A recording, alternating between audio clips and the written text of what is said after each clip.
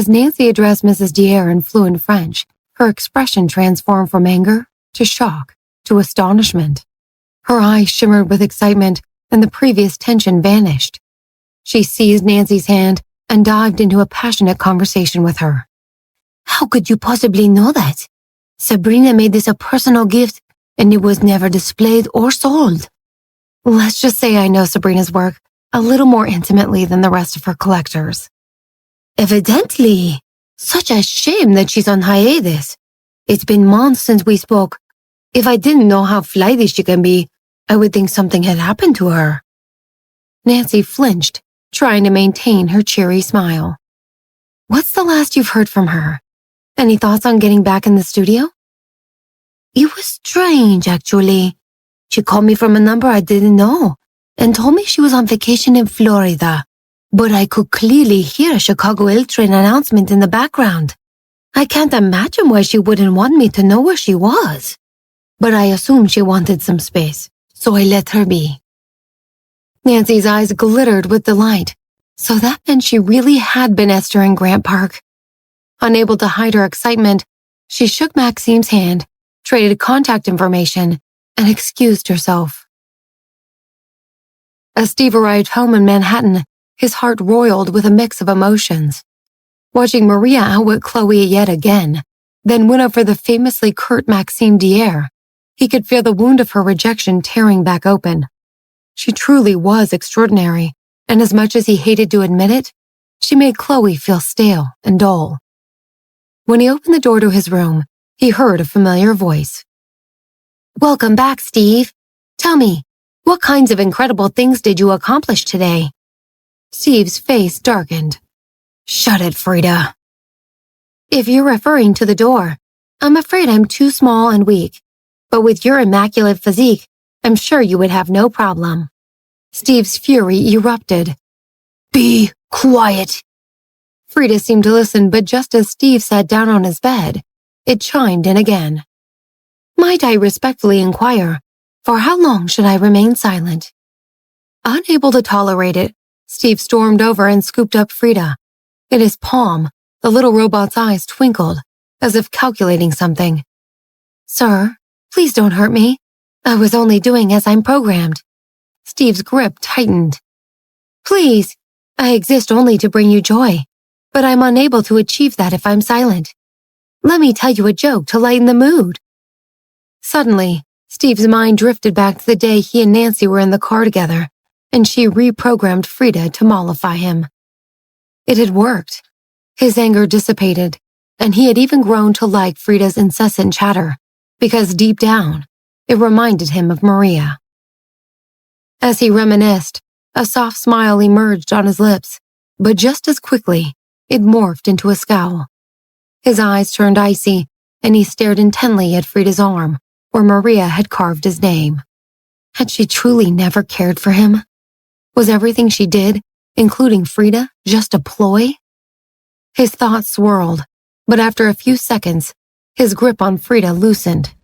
He switched off its power and tossed it in a drawer. As Nancy arrived back at school, her phone suddenly rang. Glancing down, she saw it was Chris. He had been relentlessly bombarding her with calls for days, but she saw no reason to answer. Just as she was about to dismiss her phone, the car hit a pothole, and she accidentally picked up. Immediately, she heard Chris's frantic voice come through. "Maria, where the hell are you? Why didn't you answer my calls?" Nancy's voice was icy.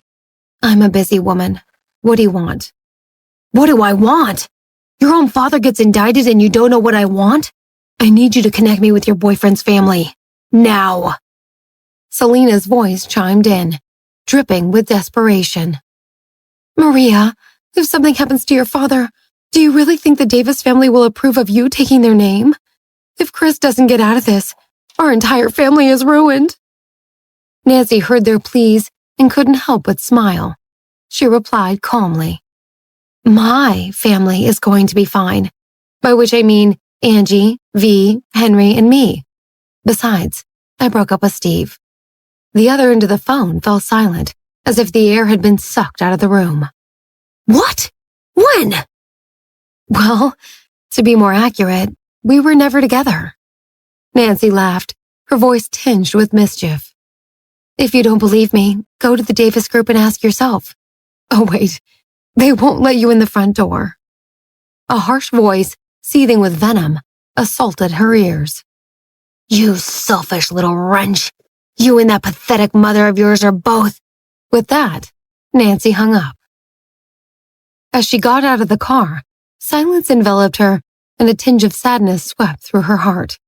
Maybe it was the last dying gasp of whatever affection the real Maria had once felt for her father, but Nancy found it impossible to dispel. She lowered her gaze and walked forward, her footsteps echoing through the quiet campus. As she turned the corner near her dorm building, she suddenly bumped into someone. I'm sorry. Maria. Jonathan's voice washed over her like a warm breeze. Why don't you watch where you're going? She was stunned to see him, and her surprise made his eyes sparkle with amusement. What's got you so lost in thought? Nancy remembered Kim and Kate's conversation and realized that ever since she'd known Jonathan, he had always been the one to initiate contact, literal or otherwise. Kim had done so many things for him, and she had done nothing but push him away. Bathed in moonlight, she gazed up at him, her eyes searching his face. Why are you here? Jonathan replied casually, his voice velvety. You didn't seriously think I was going to let you leave without a goodnight kiss, did you? Nancy smirked, and an idea suddenly came to her. She interlocked her hands and looked at Jonathan with playful determination. Take me to the movies. His eyes went wide. Hold on. Are you asking me on a date? I was telling more than asking, but sure. Jonathan swept her into a fervent embrace, his voice husky and laden with desire. Then, a movie it is. Flustered, Nancy's heart raced, and she gently pushed him away. I need to change first. Wait here. Nancy bounded up the stairs to her dorm and began holding up outfits in the mirror. She found one she liked, but just as she began to undress, she was startled by a knock at the door. Who is it? It's Jonathan. Nancy shook her head. Of course he hadn't waited downstairs. She hurriedly got dressed and opened the door. How did you even get in the building? Jonathan's gaze swept over her dormitory, his tone nonchalant. As your concerned father who hadn't heard from you in weeks, I was so grateful that the manager was kind enough to let me check in on you. He flashed a smirk, and she gasped. You said you were my dad? What if someone sees us together? Then I guess you'll have to call me Daddy. In your dreams. Hopefully not literally. She snatched a baseball cap and sunglasses from her drawer, handing them to Jonathan. Take these. We still need to be careful in public. But he didn't budge, his attention drawn to Zara on her workbench. He picked it up and admired it. Is this for me? Nancy snatched it back defensively. No. Cornering her against the desk, Jonathan's voice dropped to a whisper. My birthday is in 2 months, you know. She shrank back, her voice wavering. Of course I know. His lips brushed against her ear. Don't forget to engrave my name. As her balance faltered, she fell back against the table, and Jonathan pulled her into an electric kiss. Together in her space for the first time, it felt intimate in a whole new way for Nancy. Trapped in his embrace, she surrendered to his touch, and he lifted her onto the bed. He pressed down on her, breathing deeply. Maria, your scent is intoxicating. His hands roamed her body with abandon.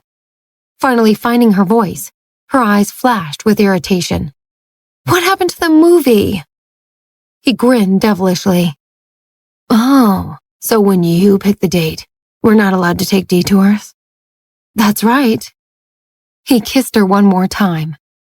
Well then, let's get moving. As they left the dormitory bickering playfully, Nancy quickly composed herself and surveyed the area. Even though campus was mostly deserted during summer vacation, There was no guarantee her classmates weren't nearby. Jonathan noticed her vigilance and took her hand. "Maria, on my birthday, let's make our love known to the world." She still looked nervous, but responded in a soft voice. "Okay." When they got into the car, Jonathan told Jack to reserve them a theater for their movie date, but Nancy stopped him.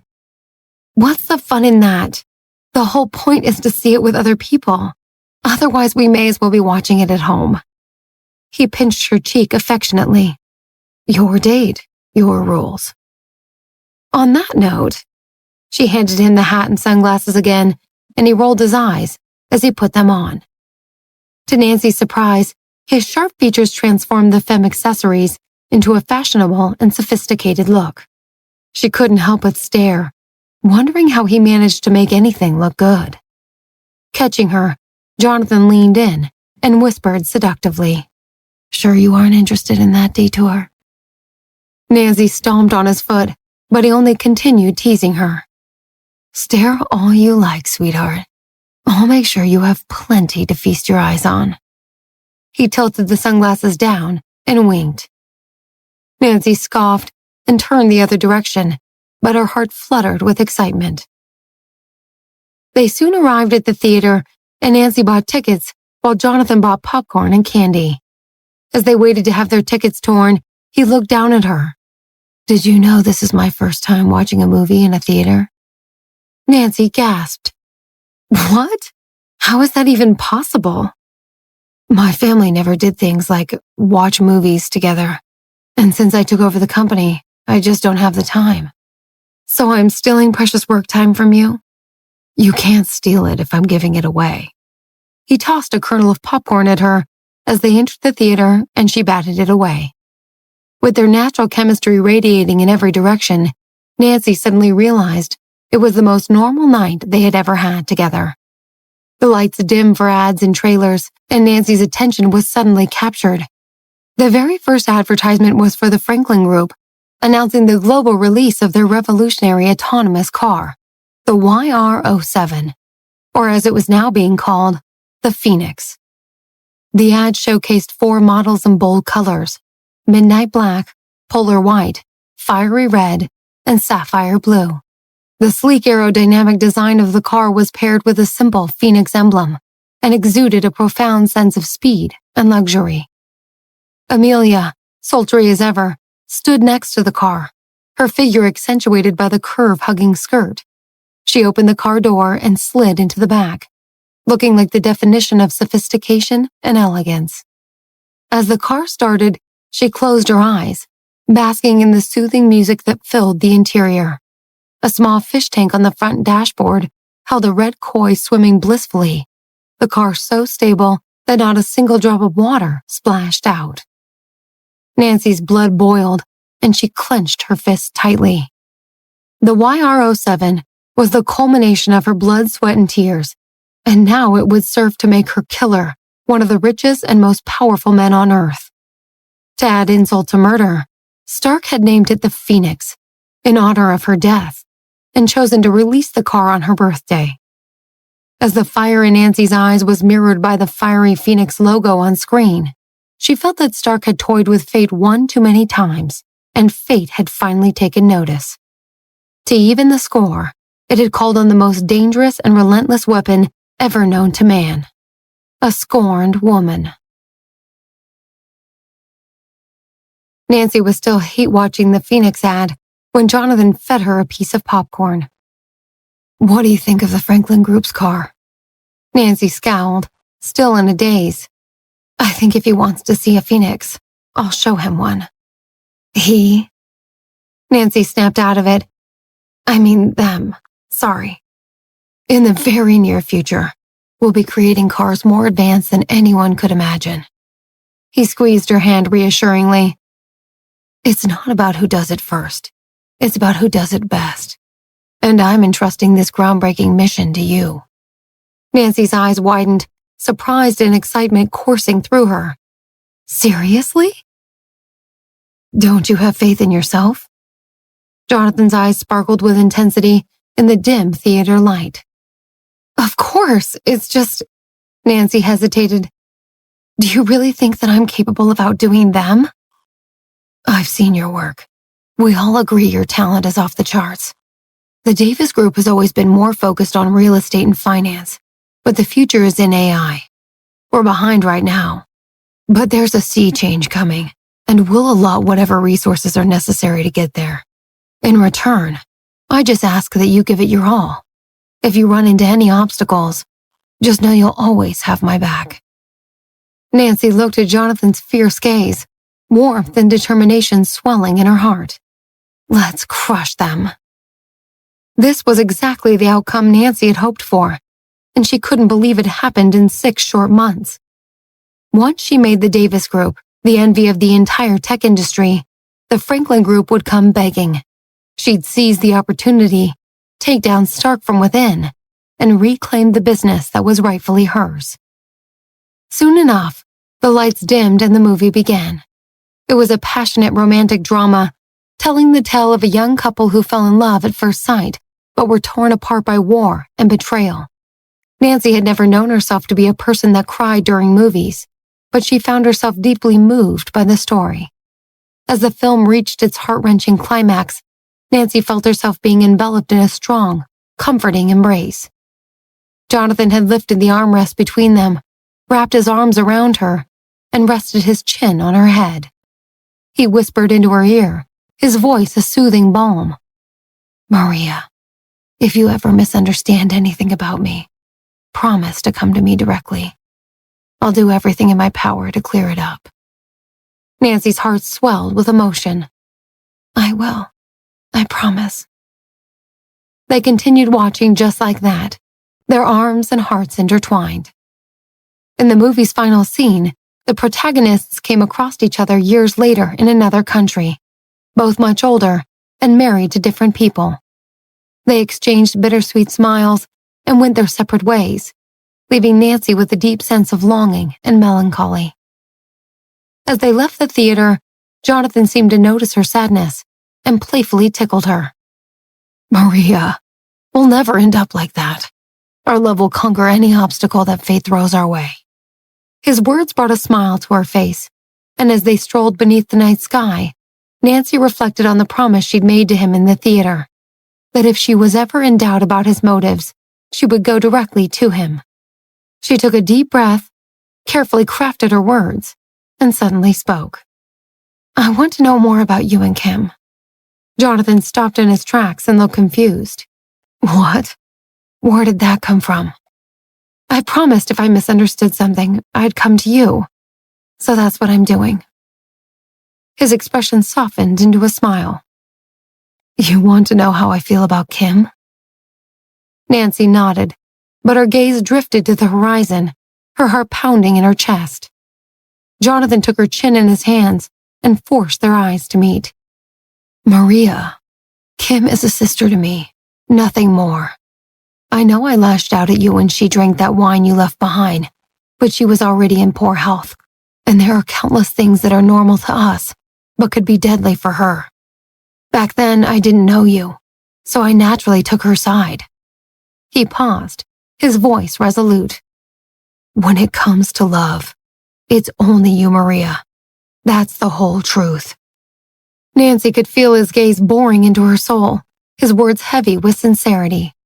She felt the fog that had enveloped her heart suddenly lift, and for the first time since her rebirth, she felt she could start to let her guard down and dare to trust again.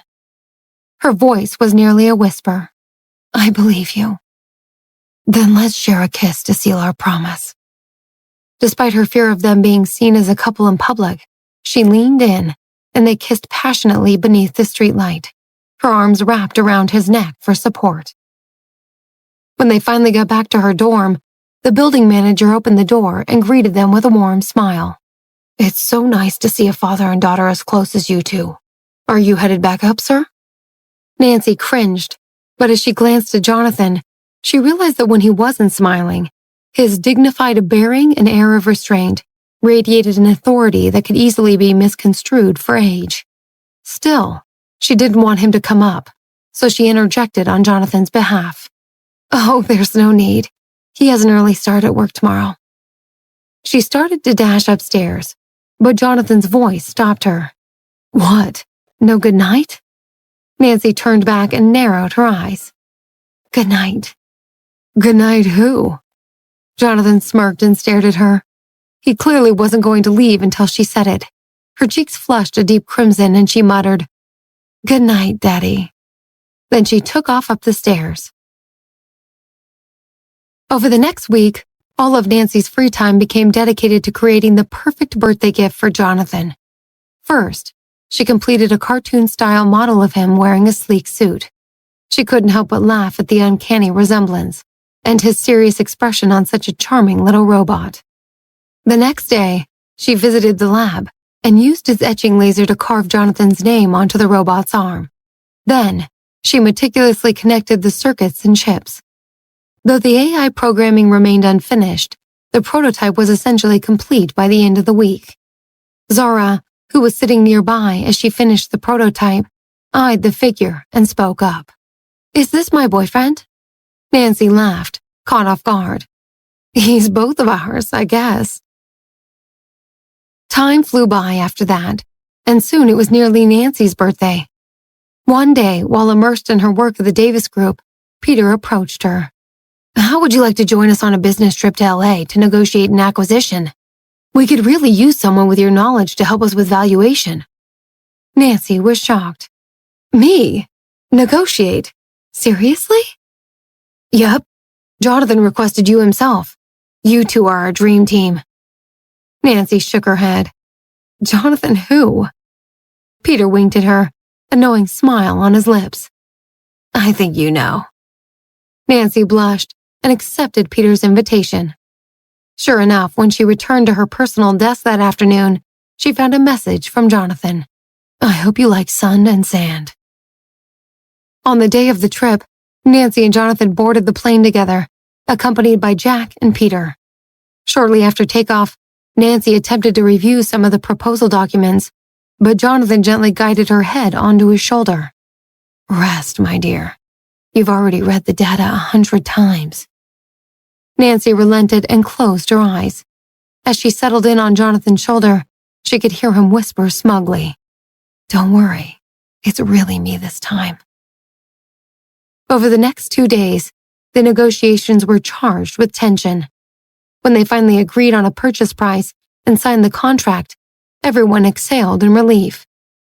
Emerging from the company's building at 4 p.m., the sun remained high in the sky. Just as Jonathan and Nancy were about to get in their car, they heard someone call out. Jonathan? Is that you? They turned to see Kim hurrying out, escorted by her father. Jonathan protectively placed his arm around Nancy's shoulder and greeted them. Kim, Mr. Reynolds, what a coincidence. Are you here on business? Kim spoke to Jonathan and her eyes never drifted from him. Dad and I are in town for an exclusive auction. Jonathan nodded. That's right. We'll be heading back to the East Coast tomorrow morning. When is the auction? Tonight at the Getty. You know how my dad is about the postmodernists, and modernists, and all the other ists. Jonathan smiled at her joke and turned to Nancy. How about it? The night at the Getty? If nothing else, the view is amazing. Nancy smirked. Are you talking about me or the museum? Let's give it a whirl. Mr. Reynolds turned to Jonathan. I'm actually headed into a meeting right now. Would you mind if Kim tags along with you two, and I'll catch up at the auction? Of course not. She's safe with me. With Mr. Reynolds gone, Jonathan took Nancy's hand, intertwined their fingers, and turned to Kim. You must be exhausted with all this travel. Let's find a place to eat and recharge. Kim smiled sweetly. You know me. Not much of an appetite these days. But how about dessert? The three climbed back into the car, with Jonathan in front and Nancy and Kim in the back. Silence settled over them until Nancy broke the ice. Kim, do you happen to have a listing for the auction? Of course. I don't have your number, so I'll send it to Jonathan. Nancy rolled her eyes at Kim's flagrant attempts to get Jonathan's attention and scrolled through the listing on her phone. It was an extraordinary collection of fine art, jewelry, literature, and clothing. The prices were staggering, and she was suddenly reminded just how wealthy the people she was surrounded by really were. As she looked through the jewelry section, she suddenly stopped and let out a small gasp. She looked at a ring with a large heart-shaped pink diamond surrounded by a halo of tiny blue gems, and the letters NJ engraved on the band. That NJ stood for Nancy Johnson. The ring had been a gift from one of her mother's friends at Nancy's birth. Her mother had held on to it until Nancy's 18th birthday, and even after 18 years, the ring still sparkled brilliantly. Nancy had been wearing it on the day Stark kidnapped her, and here it was being auctioned. Jonathan, sitting in the front row, noticed Nancy's change in expression through the rearview mirror. He turned back. "Maria, have you found a hidden gem?" Nancy quickly closed the screen. "It's nothing, just gawking at prices." Nancy's heart raced. She hadn't even lied. The ring's starting price was $2 million. She could never afford it herself, and she'd die sooner than ask Jonathan to buy it. She just couldn't shake the pain of seeing such a precious object of her life on an auction block.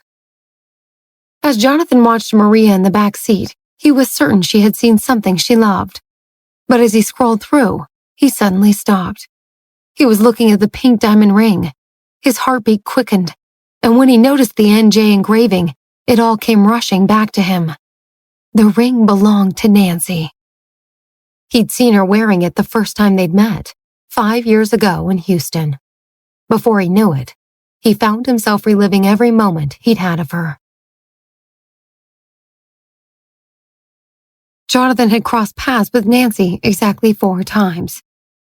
Their first encounter was at the University of Houston and was totally by chance. He had recently graduated with his master's degree, and fate had thrown him for a loop. His last brother passing away, leaving him to run the Davis Group with only Steve beside him. A month after taking over, he visited Houston to catch up with a mentor who he'd hoped would give him advice on his new role as CEO. Jonathan would never forget that day. As he strolled onto campus, an unexpected downpour started. He dashed into a nearby building, seeking refuge from the deluge, and there she was. She stood at the entrance, her gaze locked on the rain. By her expression, she seemed to view it as an affront by the universe to disrupt her schedule, and Jonathan remembered thinking how peculiar her intensity was. Eventually, she pulled a blueprint from her bag and began studying it. As people hurried in and out of the building, they cast curious glances at Jonathan, but his icy presence repelled any attempts at conversation. He was used to getting attention from strangers because of how he looked, but he stuck out even more, wearing a tailored suit on a college campus in Texas. Time ticked away, and Jonathan soon heard from his mentor that he was on his way over from his last class. Upon arriving, he greeted Jonathan warmly and offered him an umbrella. By this point, Jonathan had completely forgotten about Nancy. She had been there all along, silent as a shadow. But when his mentor appeared, she suddenly came to life. Her eyes swept over Jonathan like he didn't exist, and locked onto Professor Hong. Holding her blueprint, she approached them with determination. "Professor Hong, I'm a 4th-year student in the Transportation Engineering Department. I heard this chassis was your design. There's a section I don't understand." For the first time he could remember, someone had intercepted him, treating him like he didn't exist. Nancy fired question after question at Professor Hong, and he patiently responded to her inquiries. Her face lit up with joy as she thanked him. "I can't believe I ran into you today. Must be fate." As Jonathan and Professor Hong walked away, he noticed that Nancy's gaze remained entirely on his friend, her smile still radiant. He couldn't help but feel intrigued by this woman who had completely ignored him. Later that year, Jonathan returned to Houston to see a client's son perform Bach's cello suites for the governor and the president. The show opened with a poetry recital, and the performer happened to be Nancy. At first, he didn't recognize her, but her self-assured introduction in front of such a prestigious crowd immediately brought back memories of their previous encounter. He wondered what this girl, who seemed so consumed by blueprints and formulas last time, could possibly be doing by reciting poetry. Under the spotlight, Nancy wore a simple white dress. Her slender legs and delicate features exuded an elegant, noble air that Jonathan couldn't look away from. As the lights dimmed and a single ethereal beam bathed the stage, Nancy captivated the audience with her poise and grace. When she began, her voice was crisp and powerful, resonating throughout the auditorium. If the sky isn't bright, then live in the darkness. If speaking is dangerous, then keep your silence. If you are too weak to shine, don't brighten others. But do not defend darkness because you are used to it. Do not be proud of your cynicism. Don't mock those who are braver than you. We can be humble like dust, but we cannot be twisted like maggots. Her elegant voice painted the auditorium air, revealing the desire and struggle embedded in her words. When she finished, she bowed gracefully and exited the stage. It was then that Jonathan learned her name, Nancy. As time went on, the Davis Group consumed Jonathan's life, leaving him constantly on the move. The last thing he ever expected was to meet Nancy once again at a dinner party in New York. That night, she emerged from the banquet hall adorned in a light purple dress, her long hair tied up, and a dazzling pink diamond ring on her hand. After dinner, Jonathan sought solace from the crowd in a dark corner of the garden when he saw Nancy emerge nearby. He watched as she retrieved a small robot from her bag and whispered something to it, prompting it to dance comically in the open space. Unaware of Jonathan's gaze, Nancy made a video call, and a girl's face appeared on the screen, smiling and exclaiming, "Nancy, my one and only." She returned her gentle expression. "There's someone here who has something to say to you." Then she aimed the camera at the dancing robot. The metallic-legged machine whirled and spun, performing a clumsy yet endearing dance. It concluded by speaking in a silly Texas accent. "To the most incredible Esther in all of Texas, happy gosh darn birthday." Laughter erupted from the phone, and Nancy joined in, the pink diamond on her hand glittering in the moonlight. Glancing at his watch, Jonathan realized it was exactly midnight. Had she snuck out just to be the first to wish her friend a happy birthday? Her earnestness and loyalty left him with no choice but to smile. Jonathan flew back to New York the following morning and didn't see Nancy for the next 2 years. During that time, he weathered a storm of challenges. Because he was the president of the Davis Group, he had become a popular target of the media and rival companies who imagined him to be young and weak. Fighting for his business, and occasionally his life, he once again forgot all about the young woman from Houston. That is until the following winter, when they crossed paths yet again on a snowy mountain in Colorado. Jonathan was celebrating a recent acquisition with a ski trip, and Nancy seemed to be on vacation with her family. She was snowboarding for the first time and looked poised to fall at any moment, but her eyes still sparkled, and her exuberance was impossible to miss, despite her struggles. She rode alongside her younger brother, a reserved boy of no more than 12, who looked at her adoringly as they descended the mountain. It had been 2 years, but she seemed utterly unchanged. As he followed them down the mountain, memories of their past encounters flooded back, and he unexpectedly found himself aching for her presence. Upon returning from Colorado, Jonathan tied up a few loose ends of work and set off for Houston, dead set on officially meeting Nancy for the first time. Unfortunately, when he arrived at her school, the news that greeted him was shattering. Nancy had died in a tragic accident.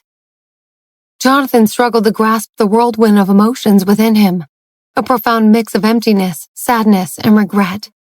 What was merely curiosity when she was alive had suddenly turned to deep heartbreak in her absence. He didn't attend her funeral or pry into her life.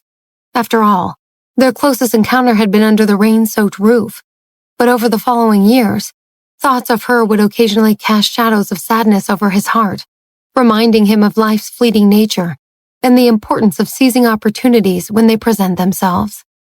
Once he met Maria, his feelings for Nancy had finally seemed to dissipate, but when he was confronted with her ring, his instinct was to acquire it at any price, but out of fairness to the person he now loved, he knew he couldn't. Jonathan, Nancy, and Kim arrived at the dessert shop, and Jonathan pulled himself together before helping Nancy and Kim out of the car. Their entrance captured the attention of everyone in the store, so they found a quiet corner to sit in, with Jonathan and Nancy on one side and Kim on the other. As their desserts arrived, Jonathan turned to Kim, his voice laced with concern. "Kim, any news on Maria's treatment? Do we need to worry about any other blood disorders?" Kim shook her head. "Her blood panels have vastly improved, and the nosebleeds have ceased. As long as she stays healthy and gets enough iron, she should be fine." Jonathan smiled at Nancy. "You see, my relentless fitness supervision pays off. Maybe now you'll stop grumbling about being tired." Nancy offered a comically grateful bow. "Yes, it's all thanks to you, my tireless coach and peerless motivator." Just then, Kim abruptly stood, looking ill. "I need to go to the bathroom." Jonathan looked concerned. "Is everything okay?" "Even sick people have to pee, Jonathan." Nancy soon stepped outside to take a call, and when Kim returned to the table, her anxiety was still palpable. Jonathan narrowed his eyes. "What is it? What aren't you telling me?" Kim swallowed hard. "Are you and Maria an item?" "Yes, she's my girlfriend, and if all goes well, I hope we'll get married when I'm 32. But you're the only one who knows right now, so please don't mention it to Steve or my mother. We'll tell them when we're ready." "I understand." Kim's eyes were downcast, and a bittersweet smile played across her lips. "That's wonderful to hear. I'm glad you have someone by your side as you grow old." Her voice trembled, and a tear spilled from her eye. Jonathan noticed, and he took a serious, almost fatherly tone. "Kim, you have to stop treating every word the doctors say like it's gospel. They've been wrong about you so many times. Just keep caring of yourself, and I'm certain you'll live a long, happy life." She didn't respond, and another tear fell into her dessert. Jonathan's concern deepened. "If you don't tell me what's going on, I'll call your father and ask him." Jonathan reached for his phone, but Kim snatched it away from him. "Don't. I'll tell you. I just need to gather my thoughts." At that moment, Nancy finished her call and walked back into the cafe. She stopped in her tracks as she took in the scene. Kim with tears in her eyes, and Jonathan gazing back at her in concern. She watched as he opened his palm, and a look of helplessness washed over his face. They were so absorbed in their conversation that they didn't even notice she was a few feet away. The sight stabbed at Nancy's heart. Her brain flicked at rapid speed between guilt, pity, jealousy, and anger. Had Kim told him how she felt? Had she shared bad news about her health? Why did Jonathan look so stricken? Nancy's chest tightened and her throat felt heavy and constricted. She couldn't shake the feeling that she was the villain, standing athwart these two childhood sweethearts. Gathering her courage, Nancy approached the table. Whatever had been said, she needed to know the truth. As she sat down, Jonathan remained focused on Kim. "You've had plenty of time to gather your thoughts. Just be straight with me. Is there something wrong with your health?"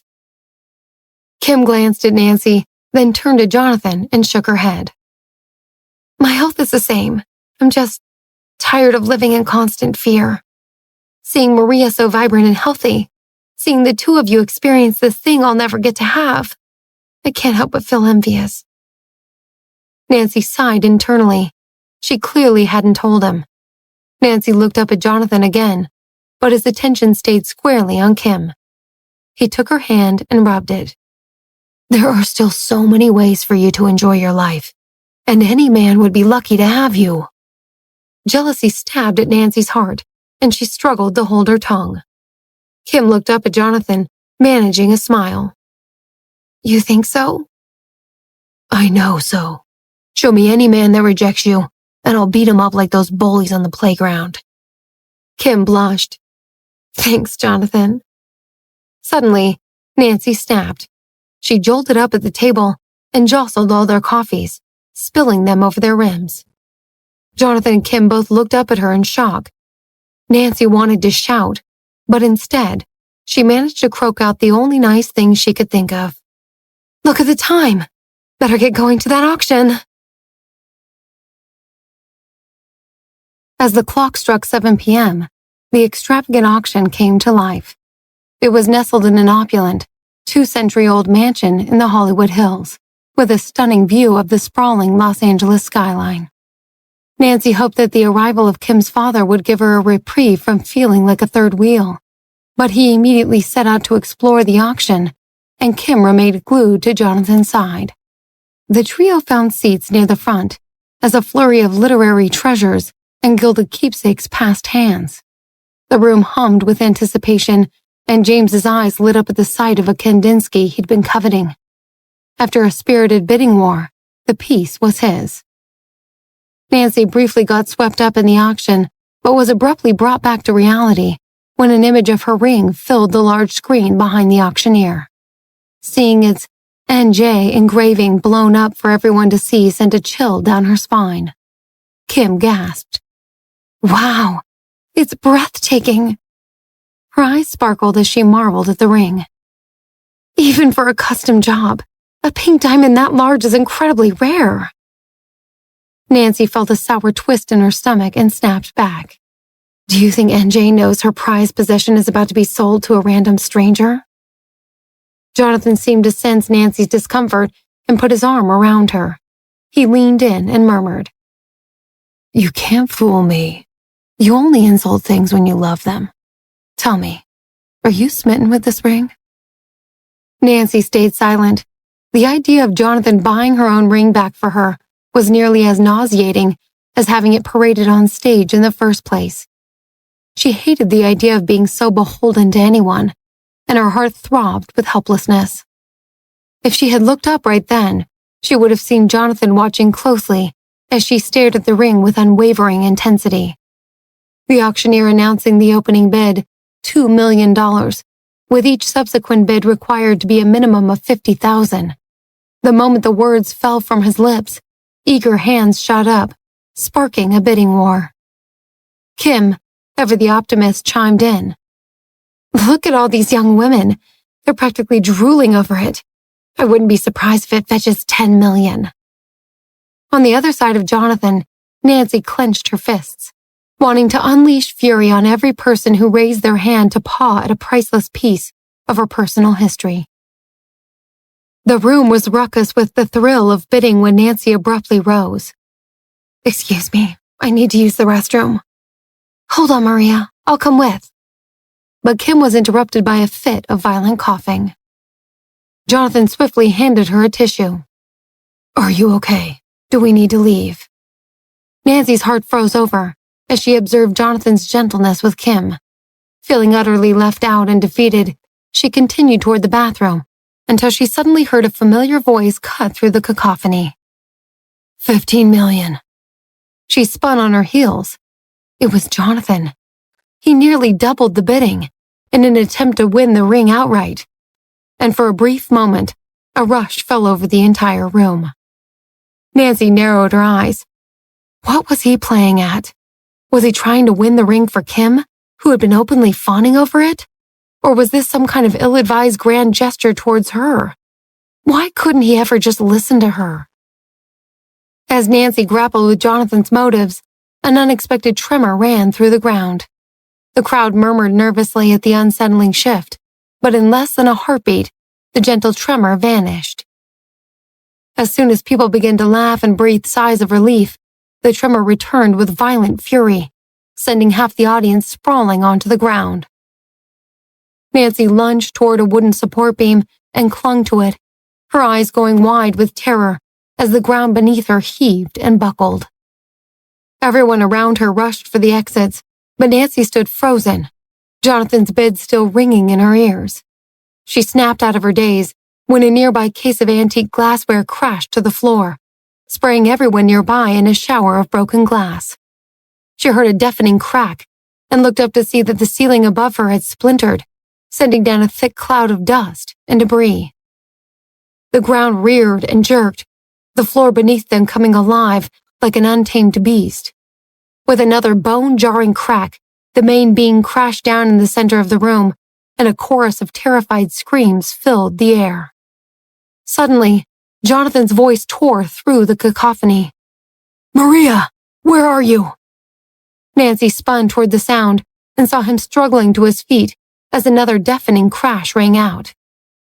The centuries-old building teetered on the brink of collapse, and Nancy covered her head as shards of ancient wood and glass rained down on her like a lethal hailstorm. All around the room, people were scrambling to their feet, only to be thrown back down by the relentless earthquake. Nancy watched helplessly as Jonathan rose to his feet once again, then turned back to where Kim was laying on the floor. It suddenly occurred to her that this disaster had presented him with the starkest choice of all. If he could only save one of them, who would it be? Another bestial roar ripped through the ground, causing the lights to shudder violently. The upper floors finally gave way to gravity and began crashing down around them with staggering force. Pressed against the wooden pillar, Nancy saw Jonathan gather Kim in his arms and turn toward her. They locked eyes, and Jonathan took one step in her direction, when suddenly the electricity shut off, and everything was shrouded in inky darkness.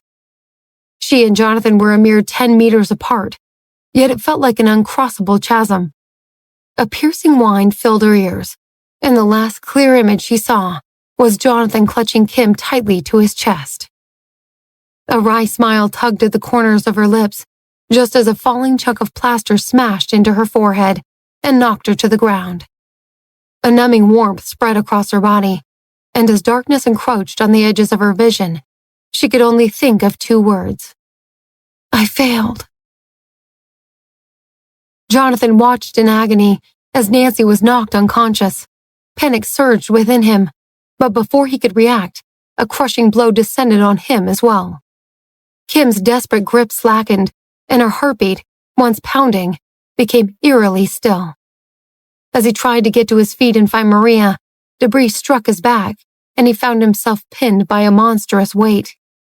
Blood slowly filled his mouth, and his own life essence tasted bitter on his tongue. He bellowed Maria's name into the chaos, but his cries were swallowed by the Balam. Kim lay motionless beside him, looking more and more like her fragile heart had finally given out. Before everything went dark, Maria's wry smile shot through Jonathan's mind one last time.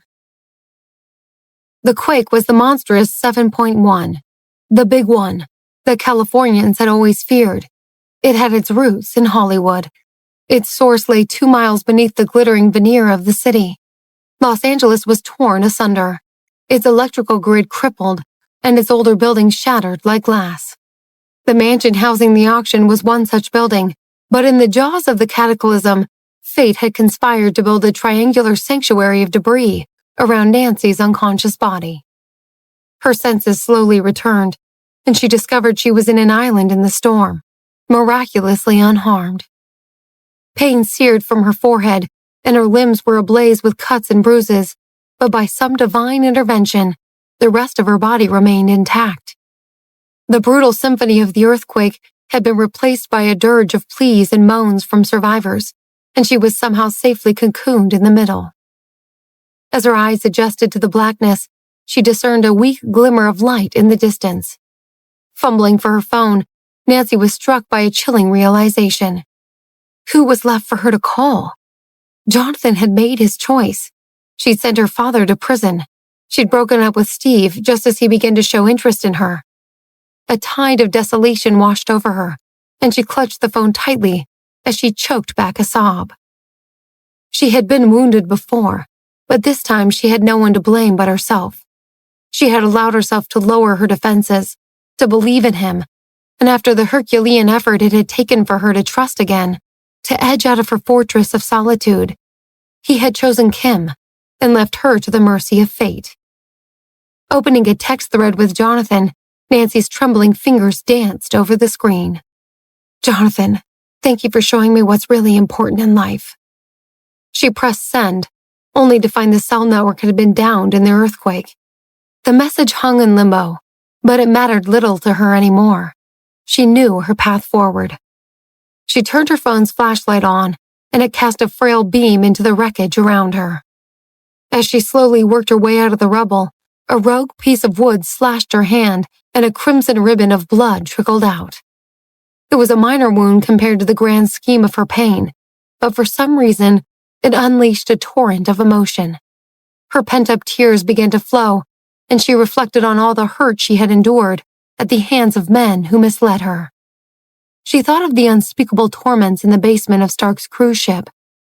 Back then, she had held back her tears, yet now she felt unbearably vulnerable. With a shuddering breath, she pushed aside the crushing weight of despair and trudged on. She moved forward with caution, gingerly feeling her way around jagged shards of debris and rapidly growing pools of water bubbling up from broken sewer lines. Suddenly, her eyes caught another glimmer of light. She turned her flashlight toward it, and her pulse shattered. Nestled on top of a shattered bed of timber was a ring. It was a heart-shaped pink diamond amid a constellation of blue gems, and it sparkled like a star in a sea of darkness. As she wrapped her fingers around the ring, a long-lost sense of self surged through her. She felt a familiar warmth radiate into her palm, whispering of a cherished relic that had finally found its way home. Under her phone's flashlight, the carved initials NJ shone with striking clarity and stirred up a tempest of emotions within her. This was the first piece of her past that she had reclaimed since her life was thrown into chaos 5 years ago. A treasure lost to one disaster and miraculously reclaimed in another. With a newfound sense of hope, Nancy clutched the ring tightly and continued into the darkness. Before long, Nancy clawed her way to a small opening in the debris, and the discordant symphony of a rescue operation filled her ears. Her phone was lifeless, its battery spent, so she could only hope she was close enough for her cry to pierce the din of sirens. But she finally heard a surprised cry from nearby. "Someone's still alive over here! Bring the tools!" A few moments later, her vision suddenly blossomed into a red and blue glow of the rescue lights. As workers helped her from the rubble, she felt a gentle breeze on her face and couldn't help but laugh at how fickle Mother Nature could be. So brutal one moment, so tender the next. Kinda like Jonathan. Still clutching the ring, she gazed around at the gutted remains of the once bustling auction house. Rescue workers swarmed like ants over the ruins, frantically calling out to any buried survivors. One of the workers who had just pulled her out stepped in front of her and took her by the shoulders. "Miss, you look hurt. Why don't you sit down and we'll get you to a hospital?" Nancy waved him away. "I'm all right. I just need a minute. Go help the others." As the worker scrambled back into the rubble, Nancy's eyes remained fixed on the spot where she crawled out.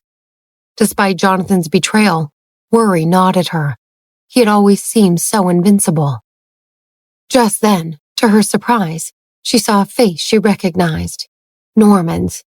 He directed a team of rescuers who charged onto the scene shouting Jonathan's name. Suddenly, he pointed to the center of the building. "There!" His team sprang into action, rapidly clearing a pile of wreckage to reveal 2 figures. She watched as Jonathan's limp body was pulled from the debris, but Norman quickly checked his pulse and called out, "He's alive." Kim, however, didn't seem to be as fortunate. Norman shook his head. "She's not responding. Get these 2 to the nearest hospital. Now." As Jonathan and Kim were whisked away in a helicopter, Nancy let out a shaky breath, relief mingling with bitter resignation. Jonathan was alive, and it was time for her to leave. She saw now that her path of revenge was going to be a solitary one, with no more room for distractions.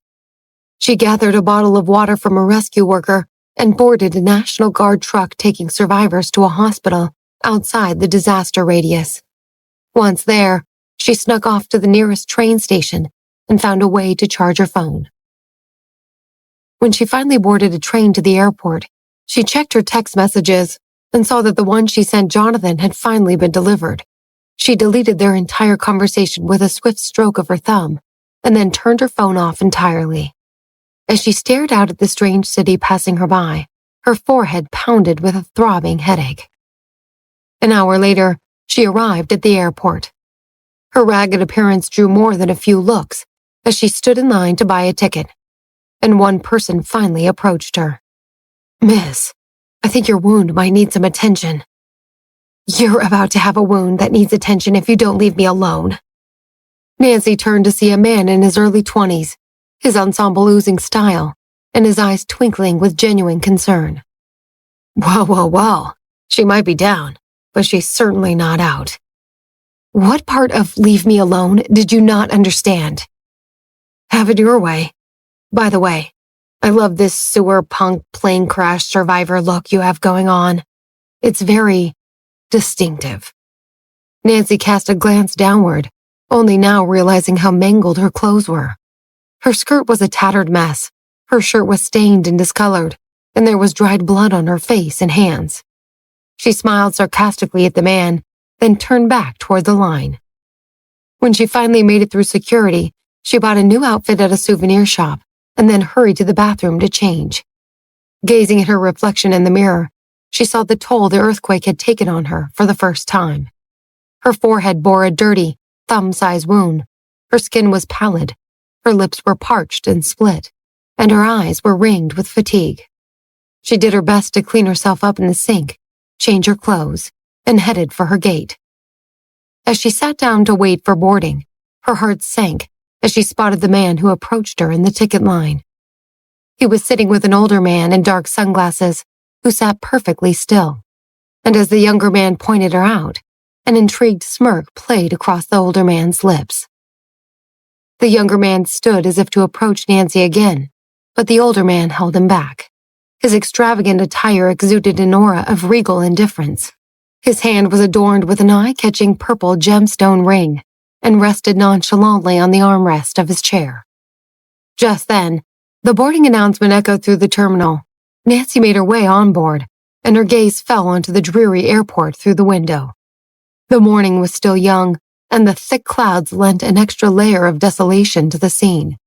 She might as well have been looking into a mirror. Much to her surprise, her seat neighbor was the stoic man with the purple ring. He sat down next to her and shed his sunglasses, unveiling a face with striking features. His angular contours and deep amber eyes drew even more attention than his style, and earned him extra attention from the flight attendant. Nancy kept her attention riveted to the window and barely acknowledged his presence. Without a word, he put on an eye patch and went to sleep. The flight to New York lasted 6 hours, and Nancy slept the entire way. When she rose from her seat, the man with the purple ring was already gone.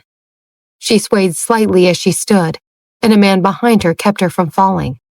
She turned to thank him, but was thrown by the intensity of his gaze. He looked deep into her eyes, as if they were old friends, but she was certain she had never seen him in either of her lifetimes. She nodded politely and took a detached tone. "Thank you." He nodded back and didn't say a word. As Nancy emerged into the terminal at JFK, the bustling throng was abuzz with news of the earthquake in Los Angeles. Desperate to get away from the crowds, Nancy hurried to the taxi queue. But just as she got in line, her eyes went wide. Not 10 feet away, hustling out of a cab and into the airport, was Steve Davis. Nancy saw him do a double take when he spotted her, but she narrowly avoided meeting his gaze. She tried to walk away from him, but he reached out and caught her arm. To her surprise, his voice sounded surprised and relieved. "Maria, how are you? You're here!" Nancy acknowledged him with a nod and tried to remain formal. "Yes, I'm back in New York. Don't let me hold you up. I'm sure you have somewhere to be." She saw Steve's eyes fall on her forehead and narrow in concern. "Weren't you in LA with Jonathan?" "Yes, but as you can see, I'm fine. Your uncle is okay too, from what I understand. I'm sure he will be glad to see you."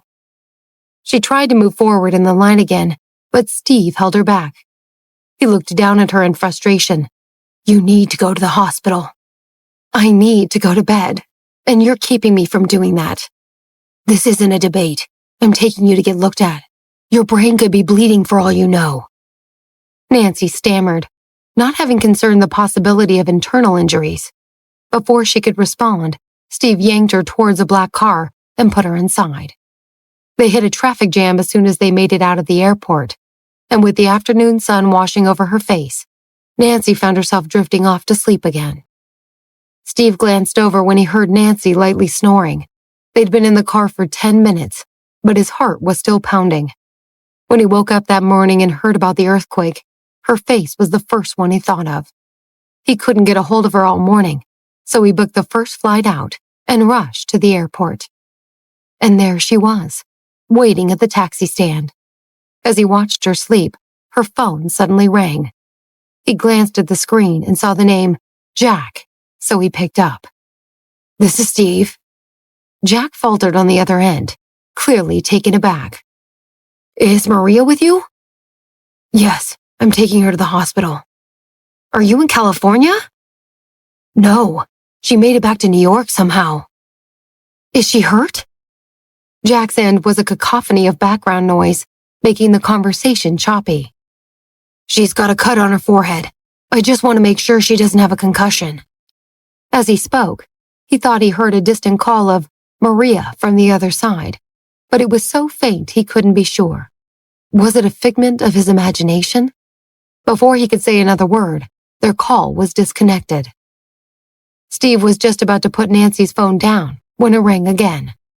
This time it said Jonathan. He hesitated, wondering why Nancy would have Jonathan's private number. Eventually, he answered. "Hi, Uncle." "Steve, why are you with Maria?" "I'm taking her to the hospital. I found her at JFK." "Jesus Christ. Is she hurt? Let me speak to her." Steve glanced at Nancy. "She's asleep, but she seems okay. Just wanted to be safe." "All right. Follow the procedure for work-related injuries. If hospitalization is required, arrange the best ward for her. I'll be back soon. When she wakes up, just tell her." Steve narrowed his eyes. "Tell her what?" "Nothing. I'll do it myself." "Understood. Hey, Uncle, are you okay?" "I'm fine.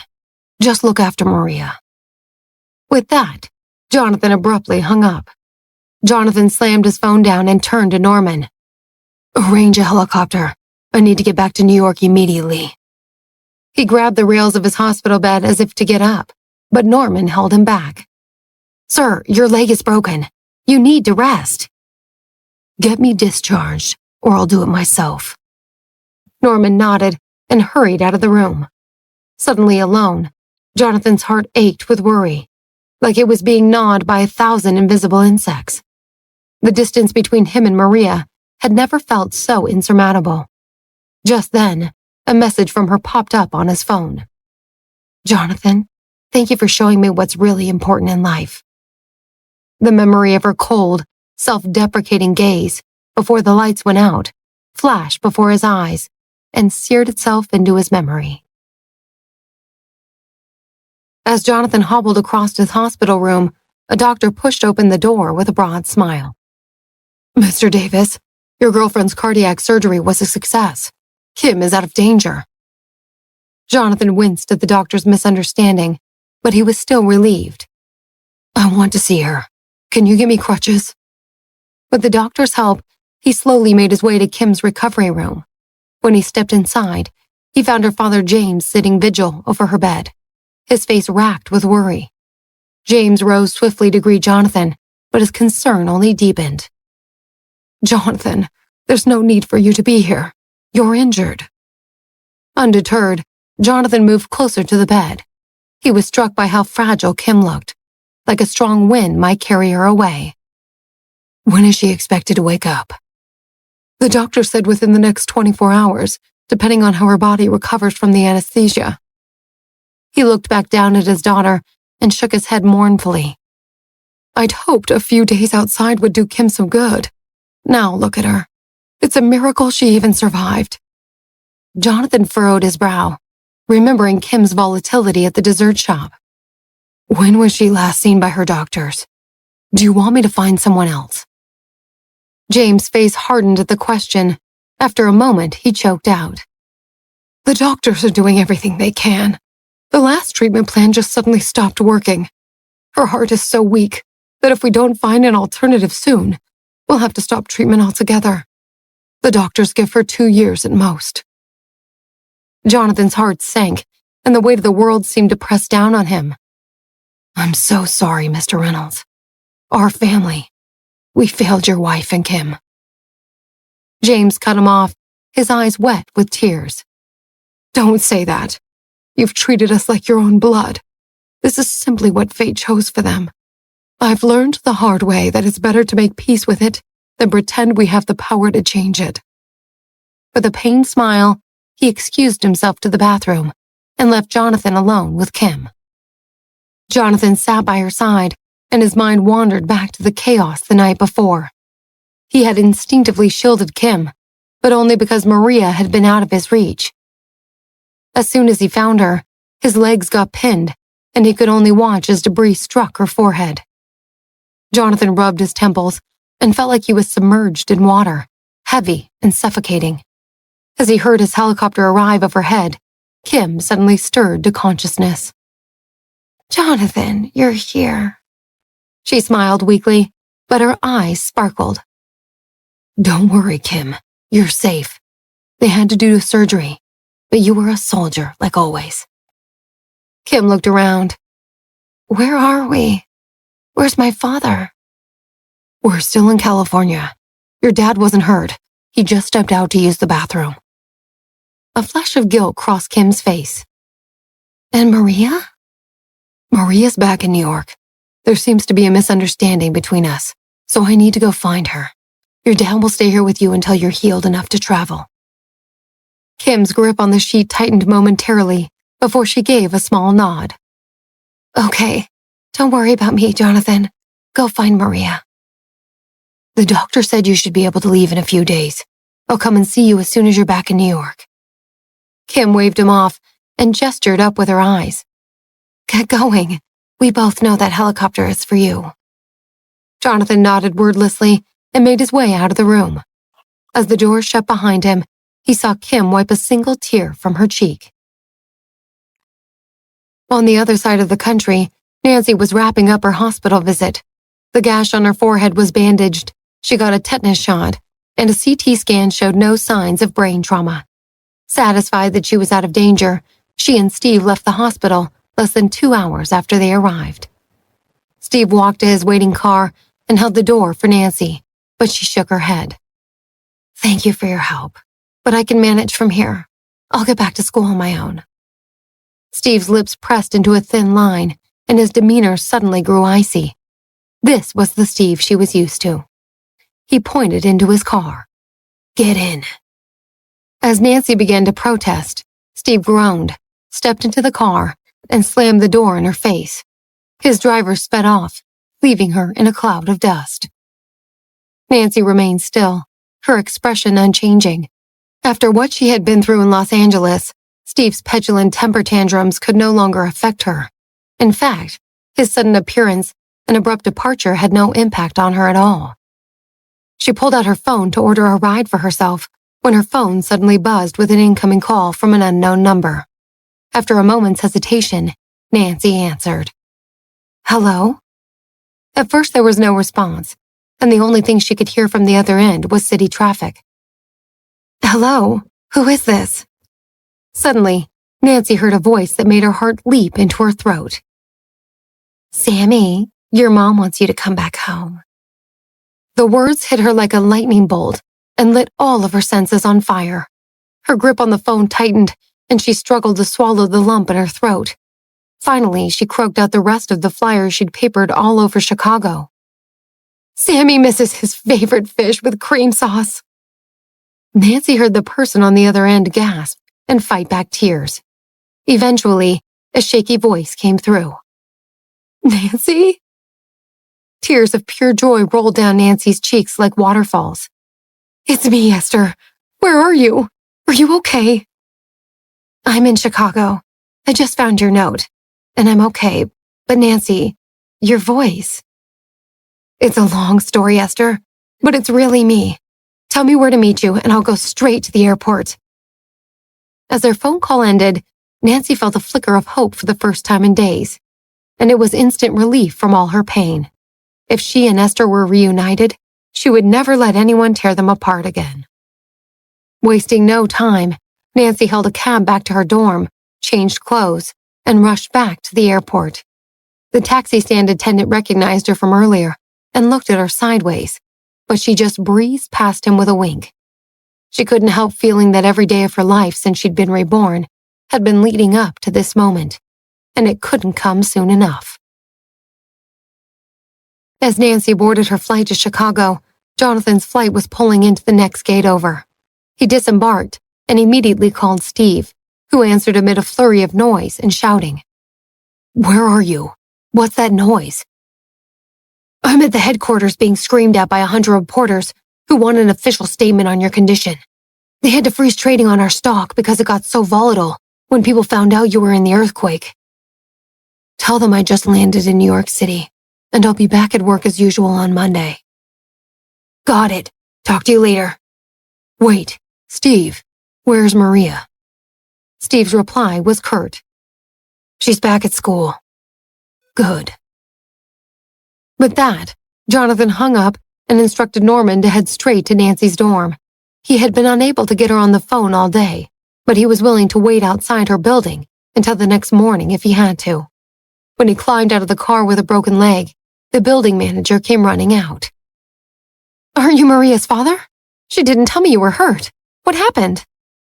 Jonathan's voice came back stern. "An accident. Is Maria upstairs? I urgently need to speak with her." The manager shook her head. "She was here, but she already left again. Said something about starting over?" Jonathan's eyes narrowed. "Do you know where she went?" "Didn't say, but she was in quite a rush and only took one bag, so I'm sure she won't be gone long." "Or she'll be gone forever."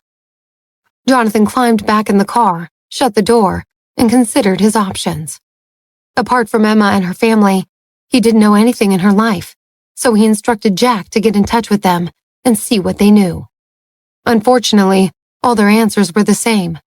No one knew of Nancy's whereabouts, and apart from Emma, no one even knew that she'd taken a business trip to Los Angeles. With a frown, Jonathan called Jack. "Find out where Maria went. Check hotel records, card transactions, flight logs, everything. Do whatever it takes. Just find her." 10 minutes later, Jack called him back. "Sir, Maria caught a flight to Chicago an hour ago." "Chicago again?" Jonathan slammed his phone down, and a sense of defeat washed over him.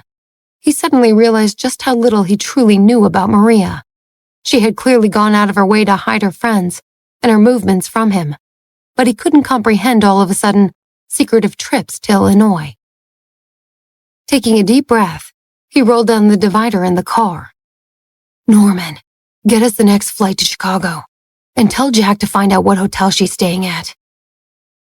As they headed back to the airport, Jonathan gazed up at the sky. He'd already had countless takeoffs and landings that day, and his leg was throbbing in pain from the elevation changes. He knew Maria was mad because she thought he'd chosen Kim over her, and his mind was drawn to all the times they'd fought over his and Kim's relationship. He used to find her jealousy charming, a harmless reminder that she cared about him as much as he cared about her. But he was starting to see the dark side of her trust issues. It was as if she was constantly looking for reasons to run away from him. Still, he couldn't help but think of how she must have felt, crawling out of the wreckage and finding her way back to New York alone. She must have been so desperate. With guilt stabbing at his heart, he picked up his phone and sent her a message. "Maria, I'm sorry. I never intended to leave you behind. I'm coming to find you now. Please, give me a chance to explain." 2 hours later, Nancy disembarked from her flight. As she left the airport and headed toward the location Esther had given her, her heart was full to bursting, and she felt like a prodigal daughter returning home. She changed cabs 3 times on the off chance anyone was following her, and when the last cab finally pulled up to the location, Nancy couldn't help but laugh. The fabulous, famous Sabrina had been hiding in a place that was so utterly quaint. It was a small, 2-story house built around a shady courtyard, as she approached the courtyard door, it suddenly swung open. She locked eyes with the girl on the other side, and they both took a moment to size each other up. Tears sprung unbidden to their eyes. They had been apart for 3 years, separated by the very fabric of life and death, both assuming they would never see each other again. They had scattered to the winds, changed their identities, and were both in hiding. And yet, in Nancy's darkest hour, they had found their way back to each other, to the person that mattered most. Nancy's lips trembled as she spoke. "Esther, it's me. It's Nancy. I finally found you." When Nancy's words hit the air, a look of shock filled Esther's eyes.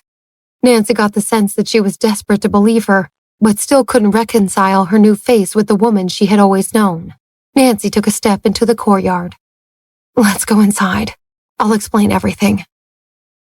As Esther took her in, Nancy scrutinized her as well. She had always dressed fashionably and had perfectly straight black hair. Now, waves of natural curls ripped down her back, and her smooth forehead was hidden under a curtain of fringe.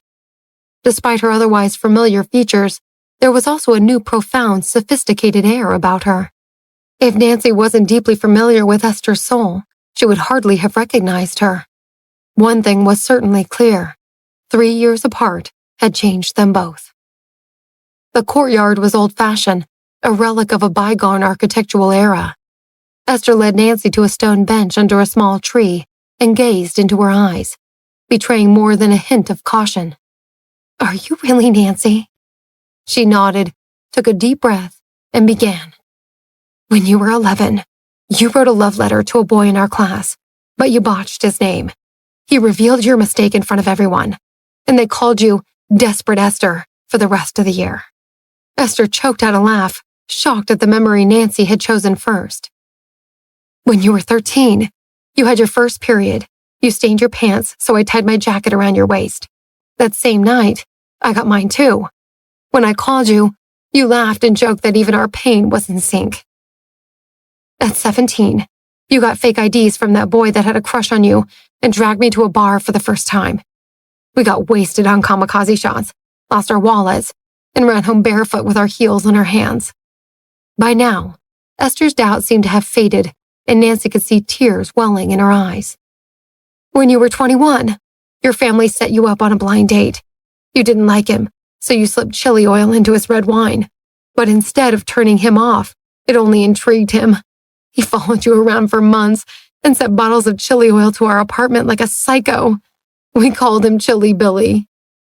Nancy caught Esther's gaze, and at the exact same time they said, "Long live Chili Billy," before breaking out in laughter.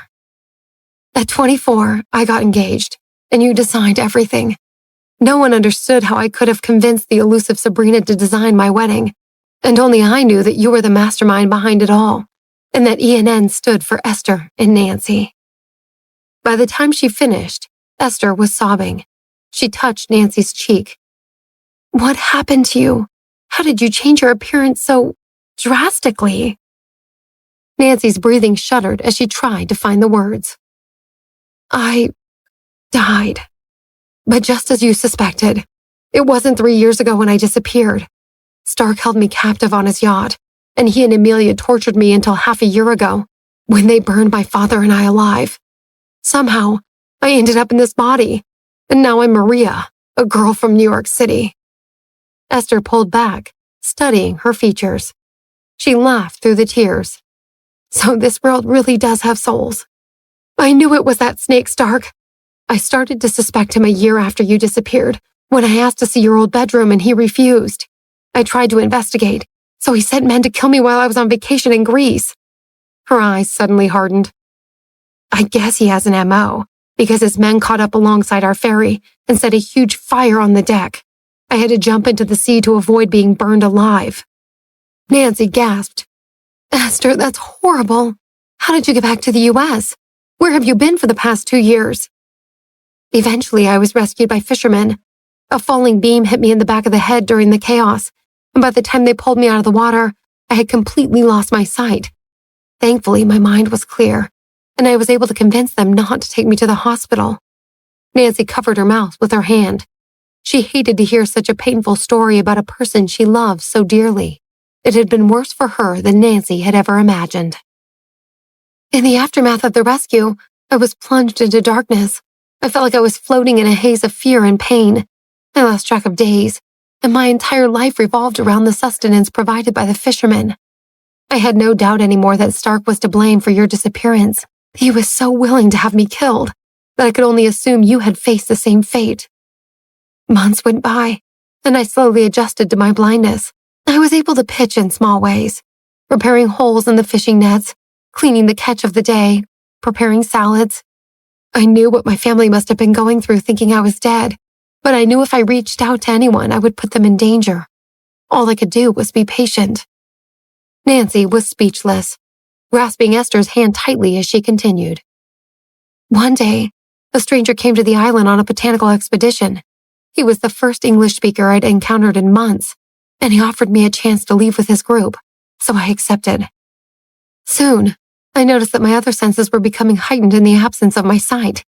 My olfactory perception became especially acute, and I began to contribute to the botanical expedition in the ways that no one else could. Nancy smirked. So, you were a truffle pig? Esther smacked her jokingly. How dare you? But yeah, basically. They both cracked up, and their eyes sparkled. It was the first time they'd laughed together in 3.5 long years.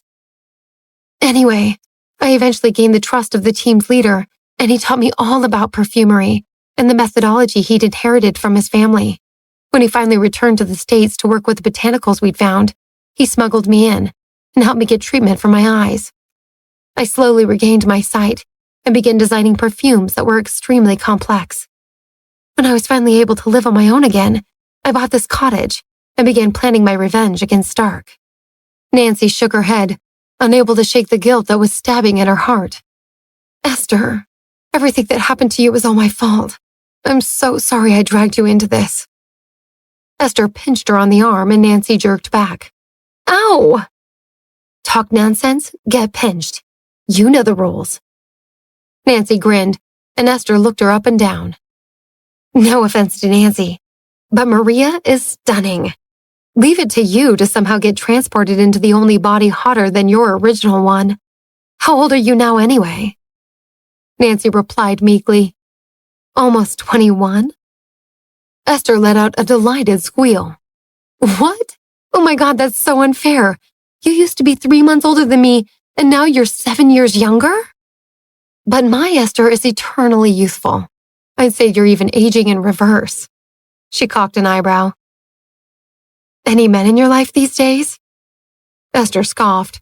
Men? Never met one. Plenty of boys, though. Nancy leapt to her feet. How many? Spill the beans. Oh, come on. It's nothing serious. You know me. Esther the man-eater. Nancy nodded knowingly. She and Esther had always been like yin and yang. Esther was more outgoing, juggling boyfriends and social groups, while Nancy remained single and devoted to school. She had never known Esther to stay with anyone longer than 3 months, and no lie was too ridiculous to get away from a boy she didn't like. One time, she convinced a boyfriend that she'd been drafted to go to the space station. Another time, which felt less funny in hindsight, she had faked her own death. Nancy knew the truth, though. None of these boys could keep up with her. When she found someone that could, she'd fall head over heels for them. Nancy sighed and rolled her eyes. And how long will this one last? Actually, I broke up with him yesterday. I knew it! Just then, Esther leaned in and sniffed Nancy. Wait a minute. Do I smell a man on you? Ow! These clothes are brand new. Nancy sniffed herself frantically. I can't believe you fell for that. Dish, sister. Joke's on you, because I don't have a boyfriend either. Esther smirked. A friend with benefits, then. My. Nancy the bookworm is all grown up. Or, technically grown down? Whatever. The most important thing is we're back together. Want to check out my house? It's not exactly the Johnson family villa, but it gets the job done. Esther led Nancy inside and showed her the house. It was sparsely decorated, but cozy and filled with designy touches. Suddenly, Esther's face got serious again. It just occurred to me. How is Jacob? Last I heard he had gone completely mute, and Stark would barely let him out of the house. Nancy nodded. That's still true, but I made contact with him, and once I know I can keep him safe, I'll get him out of there once and for all. Thinking about her brother, Nancy was suddenly reminded of Olivia, Esther's long-lost twin. Speaking of family, there's something I need to tell you. Oh no, did something happen to my parents? No, they're fine. It's something else. Nancy took a deep breath. A couple months ago, I found out you had a sister. She was stolen at birth and ended up with a family in New York, but they never told her she was adopted. Esther's face beamed with excitement, but Nancy shook her head gently, a somber look in her eyes. A week after I met her, she got diagnosed with stage 4 cancer.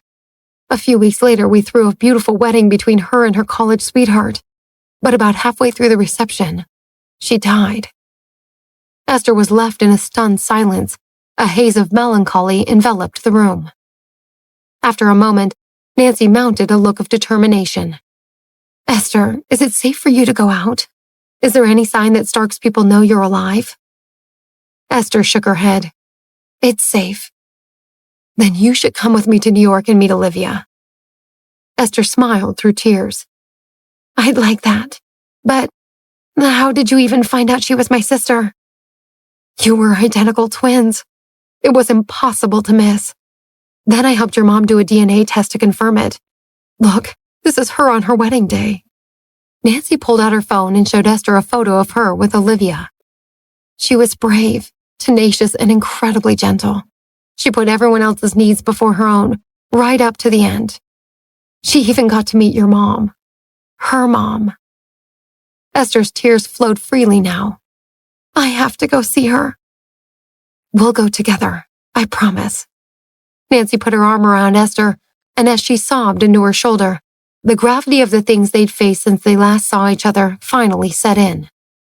There were so many scars, visible and otherwise, and they had only just scratched the surface. Outside the shed. That afternoon, Nancy and Esther stayed in the courtyard, ordered takeout, and shared their meal on an old stone table. There was laughter and tears, but they walked through the whirlwind of emotions together. As the moon finally rose, Nancy couldn't help but yawn. She insisted on staying up to talk, but when she fell asleep in her leftovers, Esther finally persuaded her to get to bed. After they showered and changed, they decided to sleep next to each other, like their countless sleepovers as kids. Nancy had just climbed under the covers when she suddenly remembered that her phone had been on silent since she arrived. She unlocked it, and calls and messages from Emma, Jack, and even Norman flooded her screen. But most of them were from Jonathan. She opened their chat thread and found a series of messages. Maria, I'm in Chicago. Where are you? I'm sorry. I know I didn't provide you with the security you needed. You're right to be angry, but I'm begging you to give me another chance. Tell me where you are, and I'll come to you and explain everything. Is something wrong? Are you hurt? Maria, I've tried everything, but I can't find you. I miss you terribly. If you don't want to see me, at least send a message and let me know you're safe. It would put my heart at ease. Nancy stared at the messages in shock. She had never seen such an emotional outburst from Jonathan before. She hesitated for a moment, then replied, I'm fine, Mr. Davis. Thank you for your concern. With a look of determination, she sent the message and turned off her phone. A few miles away in a Chicago hotel room, Jonathan's private doctor was tending to his leg injury. The moment his phone rang, Jonathan disregarded the doctor's work and bolted upright. He read Nancy's curt message, and despair gripped his heart like a vice. All of her warmth and intimacy seemed to have reverted to frigid formality. He had to face the possibility that he had lost her for good this time, but he would never accept it until he had a chance to explain himself and heard it from her face to face. He had to hold out hope that when she finally saw him, She would remember how much she cared for him. When Nancy woke up the next morning, she took in her unfamiliar surroundings, and a disorienting sense of time clung to her brain like film. When she finally rolled over, she locked eyes with Esther, and both of them yelped with joy. Almost instantly, they reached out and embraced each other tightly. Nancy spoke first. "I was so afraid it was a dream." "Me too." The previous day had been so hectic that it only now sunk in for Nancy how insane it was that they were here together. Regardless of what came before, and whatever was up ahead, the fact that they'd both survived this long was a testament to their ability to overcome any odds. Esther ordered breakfast for them, and both set about their morning routines. 20 minutes later, a short knock echoed through the house. Esther frowned. "Seems a little fast, doesn't it?" A different thought had seized Nancy's mind. Her face darkened, and she stepped out of the bathroom. "I'll get it." Nancy approached the door and peered out into the courtroom. Her eyes fell on a figure in a wheelchair, and his deep, familiar eyes seemed to stare right at her through the morning mist. She knew Jonathan couldn't see her, but her heart pounded in her chest as if he could. She cursed herself. She should have planned for this moment, and she hadn't. If she knew anything about Jonathan, it's that he would pursue his goal relentlessly. She took a deep breath, just as Esther bounded up behind her. "Nancy, why aren't you opening the door? I'm starving." Nancy turned to her with a serious expression. "I have to take care of something. Stay here." With that, she opened the door and stepped out. Nancy entered the courtyard in bare feet, but Jonathan didn't move. "Maria, I'm glad to see you're okay." She forced a smile and tried to keep her tone light. "I told you I was fine. Is there a problem?" Suddenly, Esther stepped up beside her. "I can't believe it! You told me to stay inside just so you could have this hottie all to yourself? Hi there, I'm Sabrina." Nancy couldn't help but laugh. Upon seeing her smile, Jonathan quickly wheeled himself closer. "I've been looking for you everywhere, trying to reach you. Are you in pain? How's your forehead?" Behind him, Jack seemed to take this as his cue to leave. Without a word, he hopped into his car and drove off. Maria watched it disappear around the corner and cursed Jack's loyalty to Jonathan. "Maria, your forehead?" Nancy's mind raced, trying to find a way out. She turned to Esther and said bluntly, "It's not the delivery. Go back inside." Esther eyed Nancy skeptically, but seeing her pleading eyes, decided to follow her lead. "Sorry, bub. Unless you have breakfast burritos for us, we're not interested." Esther walked back into the house, and Nancy scampered after her, leaving Jonathan alone in the quiet courtyard. Back in the bathroom, Esther brushed her hair and looked at Nancy. "So, are you going to tell me who that beautiful brooding man in my courtyard is?" Nancy let out a deep sigh. "We don't have time to get into all of it right now, but he's my boyfriend. Until a few days ago when he chose another woman over me." "What? What is he doing here, besides practically begging for me to strangle him?" Nancy smirked. "It's more complicated than that. It involves his nephew and his family and his company. He isn't a bad guy. We just keep going around in circles. And every time I start to think I can trust him, he gives me a new reason not to. If I've learned anything, it's that my time and energy are finite. And if I can't trust him enough to include him in my real plans, then he's holding me back. It's over between us. Men are dogs. Screw 'em all." Nancy laughed in shock. "That seems a little extreme." "Whatever, we have each other now." They locked eyes and smiled just as Esther's phone rang. She picked it up and responded, Yes, it's the courtyard. Come in." "Breakfast is here." Esther ushered Nancy to the kitchen and gently pushed her down onto a seat. "I'll go get it. And don't worry, I let a man steal you from me once before. It's not happening again." With that, she winked and headed for the door. Jonathan sat alone in the courtyard, staring at the cottage's front door. He still couldn't fathom who this friend of hers was, or how Maria ended up here.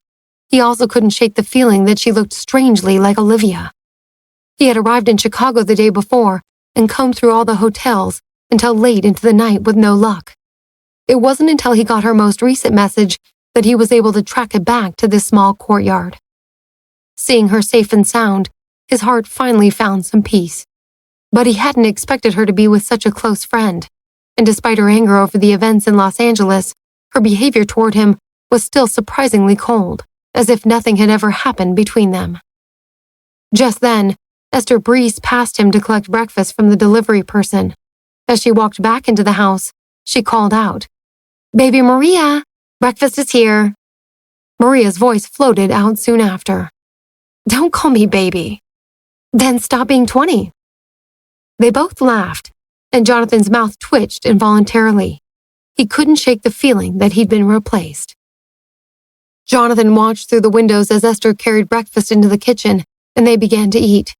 His stomach growled, and it occurred to him that his search for Maria had been so all-consuming that he hadn't eaten for the last 24 hours. He peered through the small kitchen window, and though the screen blurred their faces, their voices rang out clear and bright. Watching them eat and chat, Jonathan began to see a Maria he'd never known existed. Laughing, joking, singing songs, totally comfortable and uninhibited. These two seemed to have an entire world within their relationship, something he and Maria had never truly had. Envy blossomed in his chest, and a strange sense of loss knotted his stomach. Back inside, Esther finished her food and sidled up to Nancy, a conspiratorial whisper escaping her lips. "I have some good news. In anticipation of any unwanted men showing up here, I built a secret exit through the backyard." Nancy couldn't help but break out into laughter. The two friends exchanged knowing glances and without a word, set about packing. Nancy bought their flights, while Esther gathered their belongings. Once everything was ready, they chatted and laughed a bit more for appearance's sake, then proudly proclaimed their intention to take an afternoon nap. They silently made their exit through the secret passage in the back, and just as they exited, their prearranged car pulled up to whisk them away. Out in the yard, Jonathan narrowed his eyes. It was quiet. Too quiet. He wheeled his chair towards the door, but the steps stopped him from going further. All he could do was call out, "Maria, are you still there? I just want to talk." The house remained eerily quiet. Jonathan called out again, but to no avail. He grabbed his phone and dialed Nancy's number, and it went straight to voicemail. His eyes narrowed as he realized she had slipped out right under his nose. As Nancy and Esther exited the airport in New York, they joked about the man next to them on the airplane, who had been flirting with Nancy, but had completely ignored Esther. Esther rolled her eyes and made a sarcastic impression. "Oh, Maria, you're so interesting. Tell me all about robotics." "Wow, jealous much?" "Don't flatter yourself. I'm just saying it's a little weird for him to choose beef jerky, aka you, when he could have filet mignon, aka me. As a designer, you should know by now that green is a terrible color on you." They both laughed and jostled until Nancy suddenly stopped in her tracks. Her eyes went wide as they locked on a man walking directly towards them with an assistant in tow. It was Latham. If Nancy had been thinking clearly, she would have hidden Esther and tried to blend in with the crowd, but all she could do was brace for impact. Esther noticed her sudden change in demeanor and cocked her head. "What's wrong? You look like you saw a ghost." "Nope, but he's about to." Just then, Latham turned and locked eyes with her. When his gaze inevitably shifted to Esther, his jaw dropped, and his body seemed to shift into autopilot. In a heartbeat, he had closed the distance between them and wrapped Esther in a suffocating, affectionate hug. As Esther reeled, Latham shouted through tears, "Olivia, my love, you've come back to me."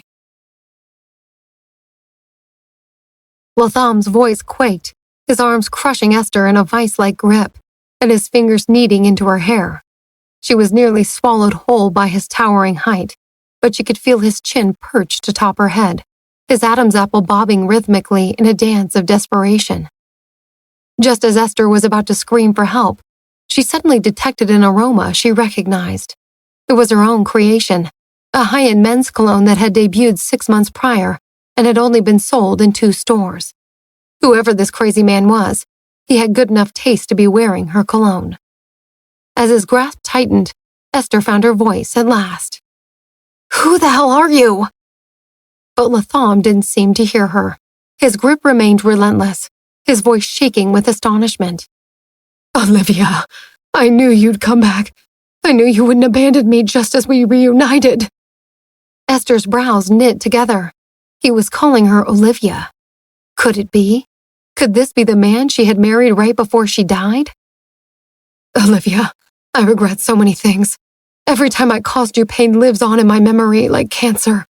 I left so many things unsaid, so many things undone. Your absence has felt like an eternity. I've yearned for you every day and dream of you every night. Please, please never leave me again." His voice stumbled and faltered, choked by emotions. Soon, only Olivia's name escaped his lips in a quiet murmur.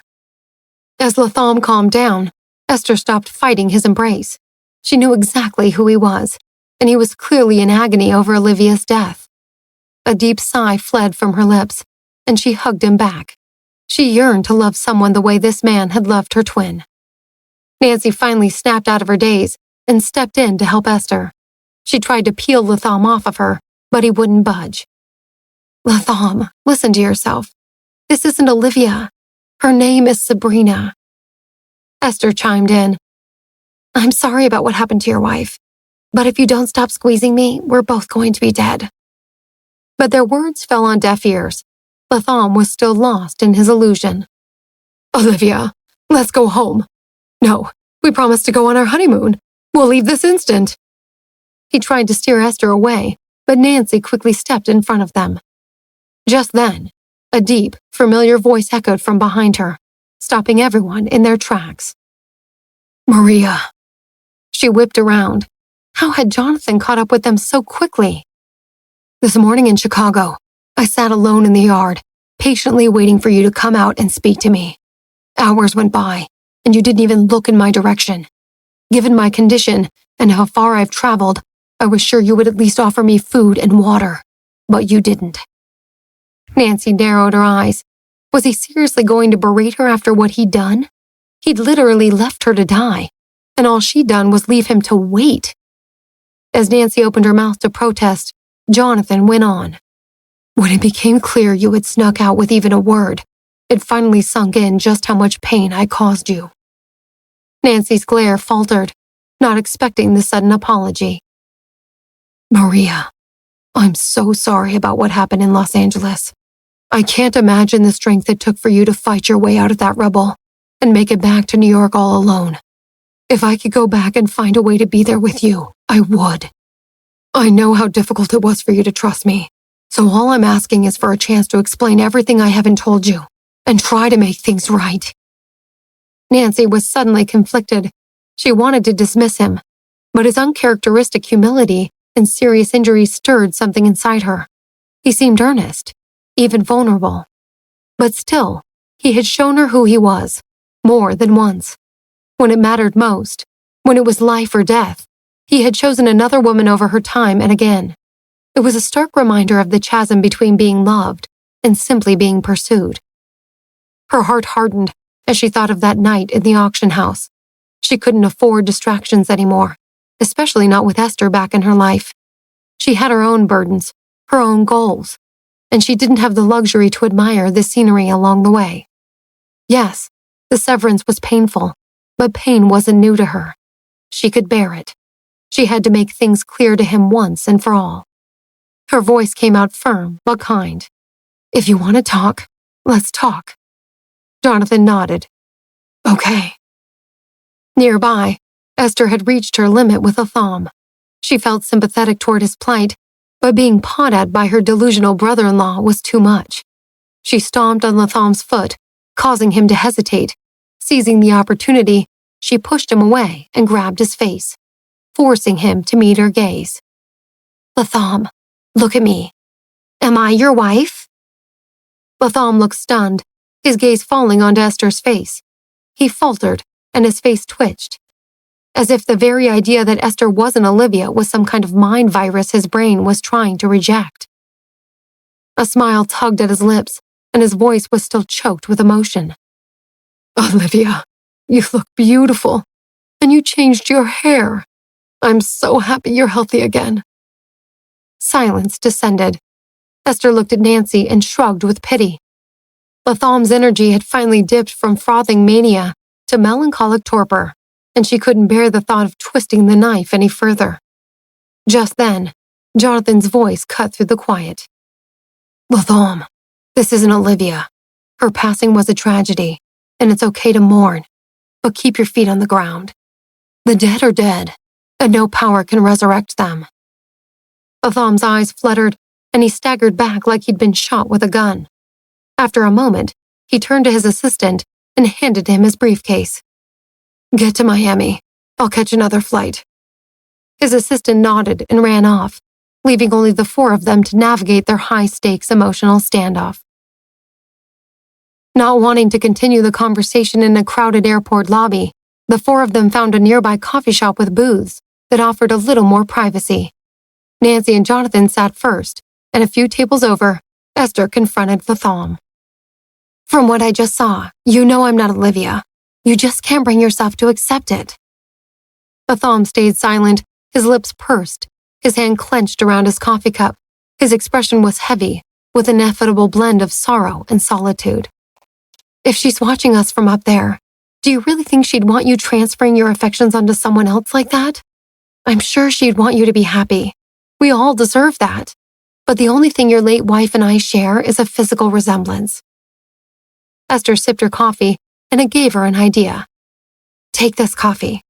I don't know how she prefers her, but I drink mine black. No milk, no sugar.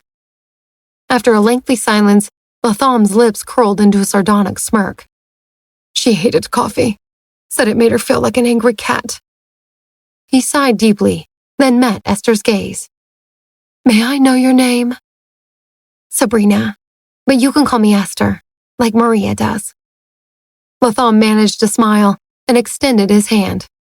It's nice to meet you, Esther, and I'm sorry for my behavior. It's been a difficult few months. Esther nodded, suddenly realizing this was her chance to learn about Olivia from the person who knew her best. Why don't you tell me about her? Taken aback, Latham smiled and began his story. She was my wife, at least for a few hours. I knew her for 10 years before that, and I'm ashamed to say for much of that time I was an irredeemable ass. He took a sip of his coffee, reminiscing. The first time I saw her was in the library at the University of Houston. I'll never forget it.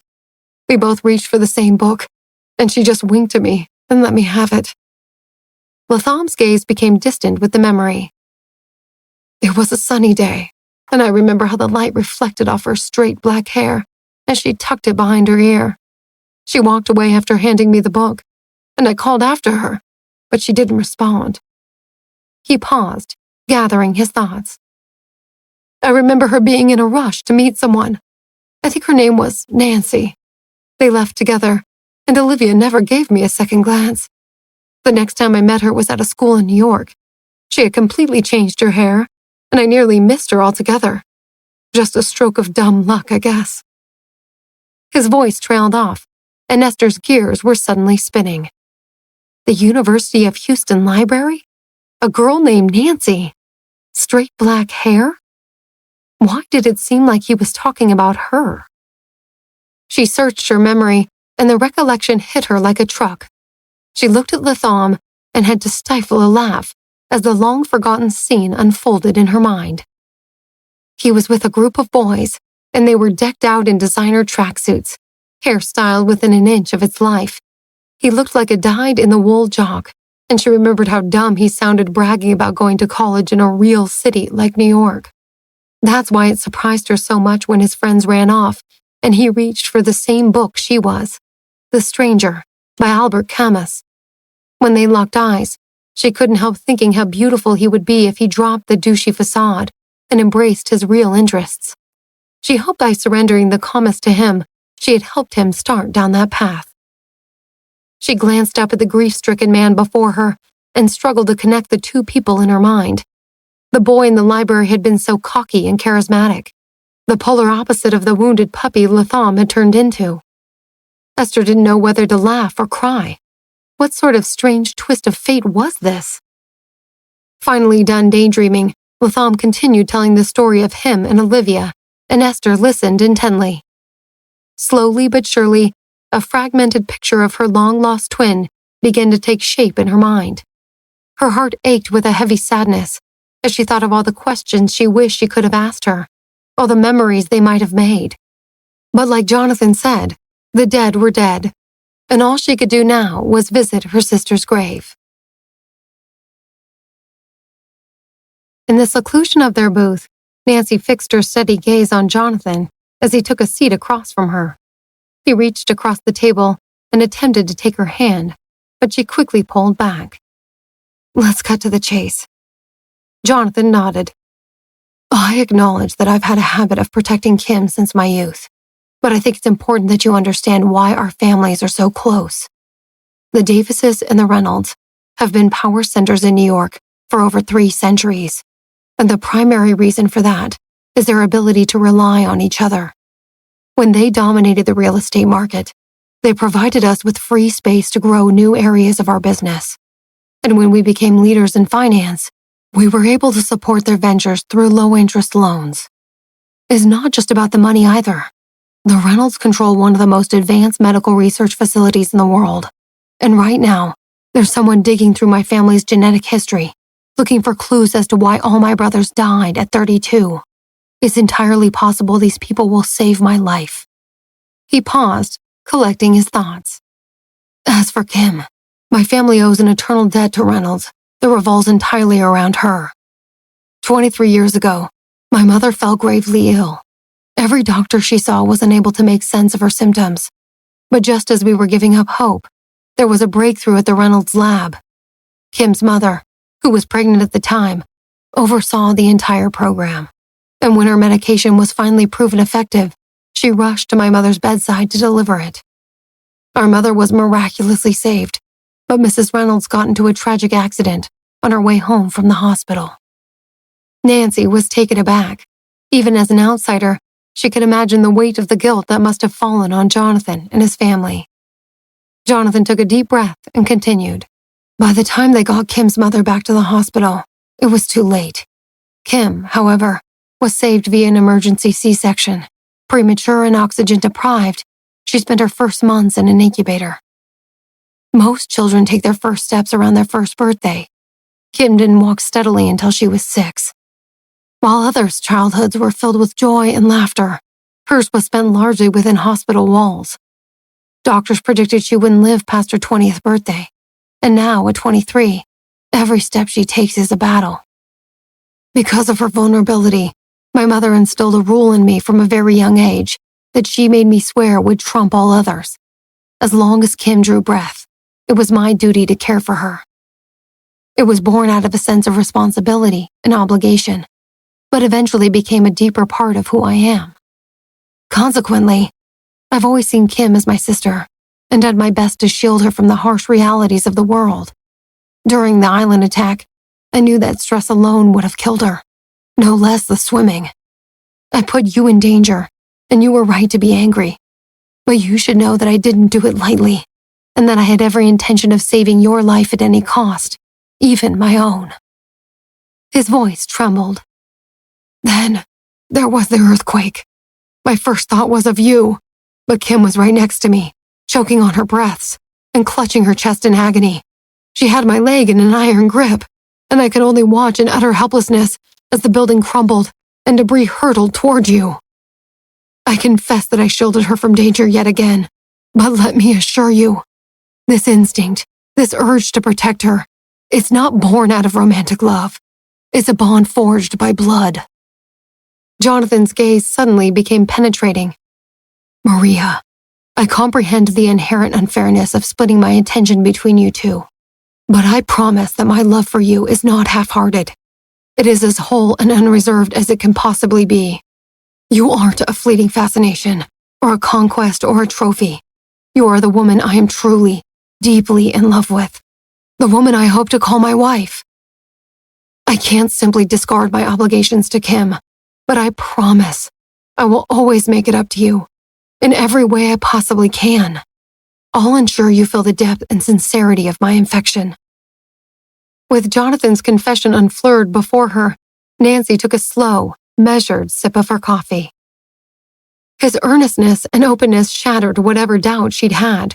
It was clear that she had misjudged his actions, and she had complete faith that the words he said were true. Remembering Kim's tearful confession of love at Sophia's house, Nancy realized she had to let go of her anger towards her as well. It was no surprise that her past haunted her, or that she had formed complex feelings for the man who had protected her since the day she was born. With a heavy sigh, Nancy mulled over her thoughts for a moment before finally speaking. "To be brutally honest, I carry my own baggage when it comes to being with you. Certain experiences, none of which are your fault, have made it extremely difficult for me to trust others, and left me with an overwhelming feeling of insecurity.